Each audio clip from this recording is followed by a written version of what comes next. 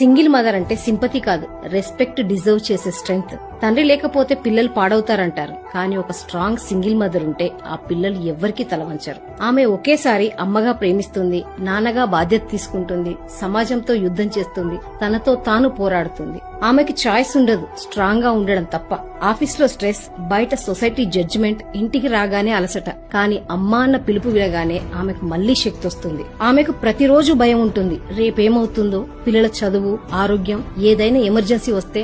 ఈ భయాలన్నీ ఆమె బలహీనతలు కాదు, ఆమె బాధ్యతలకు గుర్తు. సింగిల్ మదర్ కి లగ్జరీ లైఫ్ ఉండకపోవచ్చు, కానీ తన పిల్లలకి స్ట్రాంగ్ మైండ్ సెట్ ఇస్తుంది. తన దగ్గర డబ్బు తక్కువన్నా వాల్యూస్ మాత్రం రిచ్ గా ఉంటాయి. సింగిల్ మదర్ పిల్లలు సౌకర్యాలతో కాదు, సాహసాలతో పెరుగుతారు. అందుకే వాళ్ళు లైఫ్ లో పడిపోరు. పడిపోయినా మళ్లీ లేచే బలం వాళ్ళకుంటుంది. She's not alone, she's a force.